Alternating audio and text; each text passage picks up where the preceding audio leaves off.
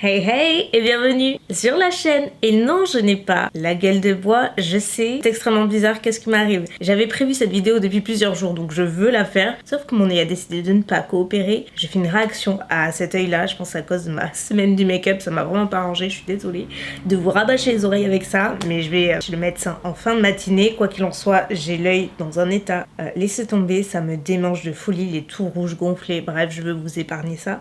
Donc on va être un peu bougie aujourd'hui et commencer la vidéo avec les lunettes, voilà, même si je suis en pyjama, Game of Thrones, Primark au passage. Donc vous l'avez vu dans le titre, aujourd'hui je vous embarque 24 heures avec moi, tout du moins 24 heures dans mon assiette spéciale confinement, sachant que c'est un peu le dernier week-end de confinement en principe, on verra. C'est une vidéo que j'aurais pu faire avant, je sais, mais j'ai pas fait avant, donc mieux vaut tard que jamais.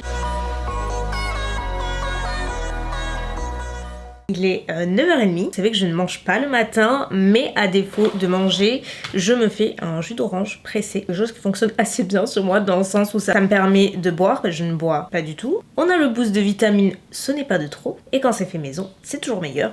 Donc voilà, c'est parti, on va chercher les oranges. C'est très bizarre les lunettes, hein, je suis d'accord.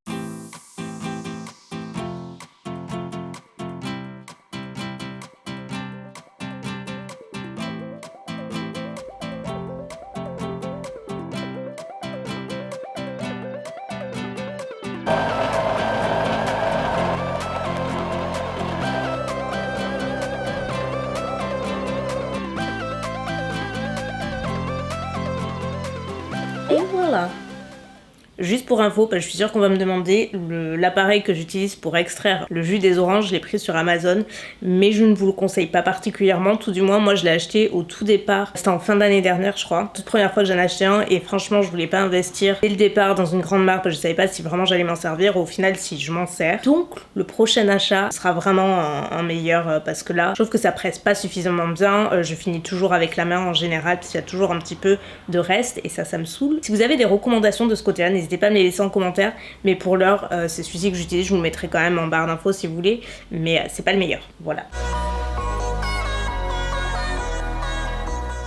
Je suis de retour, il est désormais 12h30, je suis rentrée il y a pas longtemps, donc là je vais me faire le déjeuner, sachant que c'est pour moi toute seule. Hugo est reparti au boulot et Mounette mange des restes d'hier. J'ai décidé de me faire, c'est un truc que je me suis jamais trop vraiment fait, en fait l'idée c'est de terminer des aliments qui sont déjà entamés ou presque terminés, enfin voilà, histoire de finir. Par exemple, il me reste un nid de vermicelle de riz. Donc je voudrais les faire parce que s'il y en a plein, il y a que moi qui en mange. Il me reste un tout petit fond de légumes grillés qui viennent de Picard et franchement je les adore, ça, faut que je m'en rachète. Il m'en reste vraiment pas beaucoup, mais bon je vais les utiliser. Donc je vais me faire un espèce de petit wok avec des choses que j'aime bien. Donc j'ai rajouté ça, je vais rajouter des crevettes décortiquées que je suis en train de faire décongeler au soleil parce qu'il fait beau aujourd'hui. Donc je vais mettre ça, et pour la touche de gourmandise je vais me rajouter du chorizo parce que moi j'aime bien ça. Donc je vais me faire un petit wok comme ça, et je vais me rajouter aussi, attendez, juste ça, c'est toujours de chez Picard, dans la gamme des mijotés. En fait c'est des légumes à la provençale, façon un petit peu ratatouille, et donc il y a des petits légumes, il y a une petite sauce tomate, ce sera parfait, comme ça fera office un petit peu de sauce, en même temps il y a les petits légumes, donc c'est cool. En fait c'est sous forme de galets, donc vous voyez c'est parfait, il m'en reste 3. Voilà, c'est tout ce que je vais faire dans mon petit wok, et là je suis en train de me faire aussi, il me restait 2 carottes, donc pareil, même idée, je suis en train de les faire cuire à l'eau et j'ai coupé un tout petit morceau et je les incorporerai là-dedans. En gros c'est un petit wok de légumes avec des vermicelles et de riz. Voilà pour à midi ce qu'on va faire. Et j'ai enlevé mes lunettes, mais on voit que il est un petit peu malade, donc essayez de pas le regarder, franchement ça me saoule mais c'est pas grave. J'étais chez le médecin ce matin, donc écoutez, j'ai une crème, on verra bien, il n'y a pas de drame ni rien. Donc là on va passer derrière et on va commencer par faire cuire les légumes, sachant que c'est du surgelé donc ça va aller vite, mais ils sont vraiment trop bons. Que ce soit ça ou ça de chez Picard, c'est quelque chose que je rachète sans arrêt et que j'ai tout le temps au congélateur parce que franchement je les adore. J'achète assez peu de légumes non congelés parce qu'il faut les consommer assez rapidement. Il y a que moi qui en mange, et encore j'en mange pas beaucoup, mais je me force pour ne pas que ça se perde ou quoi que ce soit. Moi je préfère les acheter en congelé, comme ça je les mange quand je veux. Voilà, et ils sont très bons, donc c'est parti.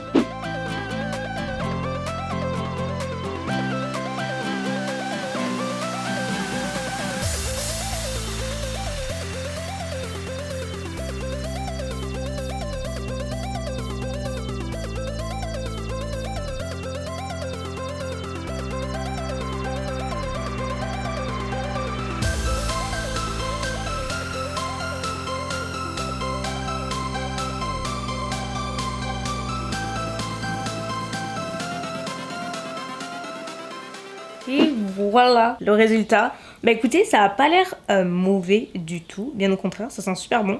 Donc on a le chorizo, les carottes, les légumes, et les vermicelles et les crevettes. Je vais goûter parce que du coup j'ai pas assaisonné étant donné que tout est suffisamment assaisonné de base. Un peu chaud. Muy bueno. C'est très très bon. Je m'en referai, c'est vachement bon. Bon, écoutez, je vais aller manger dehors parce qu'il fait super beau. Il m'en reste encore. On aurait probablement pour demain à midi. Toujours assez copieux ce genre de truc. Donc, voilà pour à midi. Je vous retrouve dans quelques secondes. 1 hour later. Donc là, je vais éditer et en général, quand je finis un repas, c'est vrai que j'avoue, j'aime bien finir sur une touche sucrée. J'ai l'impression que plus je vieillis et plus j'aime bien finir sur une touche sucrée. Du coup, à la base, je m'étais pris une plaquette de chocolat noir que j'ai pas eu. Et du coup, Carrefour, ils m'ont mis ça à la place. Et j'aurais jamais acheté moi-même, mais c'est vachement bon.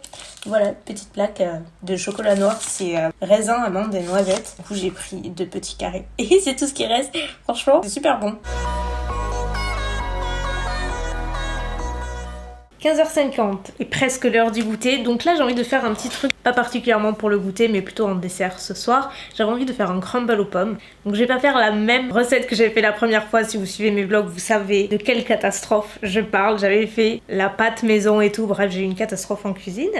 Là je ne vais pas faire la pâte, je vais juste faire le crumble comme on le connaît tous, c'est-à-dire sans pâte classique. Et ce sera plutôt pour ce soir, comme je vous dis, je grignote pas trop entre les repas, c'est très rare. Pendant le confinement, j'ai l'impression un peu plus de temps en temps. Je suis avec Mounette et tout, elle me fait envie des fois, donc voilà, mais sinon, pas spécialement, c'est plutôt un repas le midi, un repas le soir, et voilà. Avec des desserts, j'aime bien. En gros, pour la recette, c'est la même base que mon apple pie ou tarte aux pommes, très simplement, qui est une recette que je vous ai partagée il y a des années sur ma deuxième chaîne, je vous la mettrai en barre d'infos. C'est vraiment la même base de recette, parce que je trouve que les pommes sont excellentes ainsi. Il n'y a pas de morceaux de pommes, et plus vous le faites cuire, et plus vous avez cette texture de crumble. Donc voilà, on va surtout récupérer cette partie-là. Oui, ça tombe toujours, ça me saoule. Première étape, on va commencer par s'occuper de nos pommes. Donc là, je vais en utiliser 3. Voilà, donc couper, éplucher, vous savez comment ça se passe, pas besoin d'explication à ce niveau-là.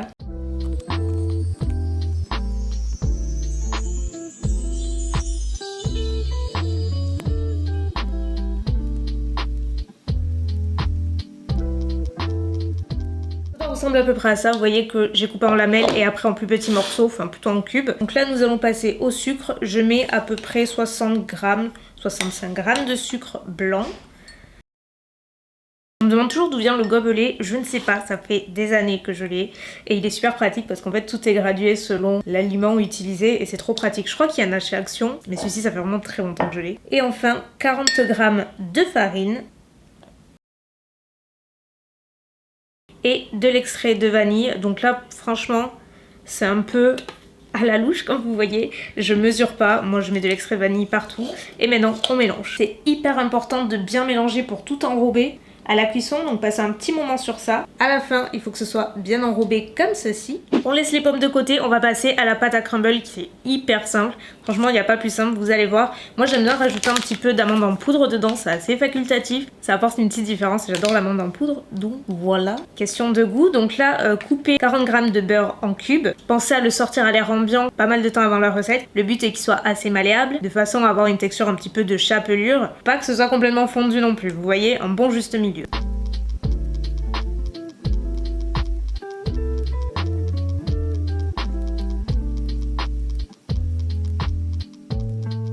Je sais pas si vous vous rendez bien compte de la consistance, mais du coup ça fait plus chapelure un petit peu épaisse, donc c'est ce qu'on veut. Donc là on va verser les pommes dans un petit saladier, un petit ramequin, vous faites ce que vous voulez avec ce que vous avez, si vous voulez le refaire bien sûr. Et par-dessus on parsème du crumble jusqu'à ce qu'il n'y en ait plus. Moi j'aime vraiment mettre la dose, c'est la partie la plus gourmande et celle que je préfère évidemment. Et voilà le résultat, enfin pas tout à fait. Maintenant on va mettre en cuisson pendant une bonne demi-heure à 200 degrés. Pensez à vérifier de temps en temps et à ne pas répéter la même erreur que j'ai fait au tout départ, c'est-à-dire que j'ai lâché à la sortie du four, il s'est explosé et j'ai arrêté la cuisine pendant une semaine. Voilà, on va éviter aujourd'hui. J'ai l'impression de passer mon temps en cuisine aujourd'hui. Non, en vrai, ça change pas des habitudes. On se retrouve pour la dernière partie de cette vidéo qui est le dîner. Et ce soir, j'ai décidé de faire des croque-monsieur. Des croque-monsieur. Des croque-monsieur maison. J'éditais toute la journée en fait. J'ai alterné entre éditer, cuisiner, éditer, cuisiner. C'est la partie que je préfère. C'est la recette de Cyril Lignac qu'il a postée d'ailleurs durant ce confinement que j'ai essayé assez rapidement et on a tellement adoré. C'est trop bon. C'est hyper différent de ce qu'on peut voir d'habitude. Moi habituellement je les faisais avec une béchamel classique et une cuisson au four. Là c'est une cuisson à la poêle et une béchamel un peu revisitée, enfin que je fais au mixeur. Vous allez voir, je vais tout partager. Et franchement c'est trop bon. Le seul truc c'est que la dernière fois j'avais fait avec un pain italien. C'était un pain de mie italien qui était hyper bon. J'en avais racheté, sauf que je l'ai laissé chez Mounette et en fait ils n'avaient pas compris que c'était pour les crocs, ils l'ont déjà mangé. Donc je vais prendre celui-ci. Jamais fait de croque avec ce pain de mie. C'est la même chose sauf que bah en fait y a pas les contours, donc ça fera encore plus propre. Ceci dit, enfin plus propre. Vous voyez ce que je veux dire? Voilà. On commence. Donc comme je vous dis, moi je fais directement dans mon mixeur puisqu'il faut mixer tous les éléments. C'est super simple. Il faut un œuf, 100 g de crème fraîche, 200 g de fromage de votre choix. Donc nous c'est de l'emmental. Un petit peu de muscade pour parfumer. J'assaisonne et c'est parti.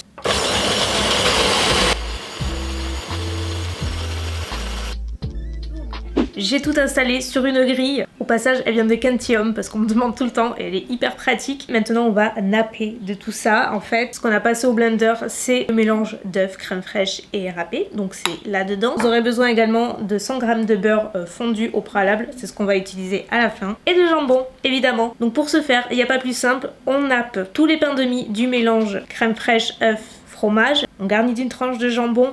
Et on referme, on fait la même chose pour chacun d'entre eux. Donc moi j'en fais pas mal parce qu'ils adorent ça. Et là les tranches sont assez petites, mais vous ajustez. Je crois que la recette est pour 4 personnes il me semble. J'ai l'impression d'être à la cantine quand je fais des quantités pareilles, je vous le jure. Genre on est en régiment. Et la touche finale, c'est de badigeonner les tranches de pain de mie de beurre fondu. Comme ça va être super croustillant, ça va être super bon à la poêle. Et comme vous voyez, moi j'utilise un pinceau à pâtisserie. Comme vous voyez, lumière naturelle aujourd'hui parce que l'essentiel c'est pas moi, mais ça. D'où ils sont prêts, maintenant il ne reste plus qu'à faire dorer dans la poêle. Il reste un petit peu de beurre, du coup c'est ce qu'on va utiliser. Et là c'est Mounette qui va prendre la relève parce que moi j'ai pas assez de place sur le feu. Donc elle s'occupe plutôt de la cuisson. Et je vous ai pas montré. Regardez le crumble. Je vous ai pas montré le résultat mais on l'a pas goûté du coup. Je vous dirai, c'était bon.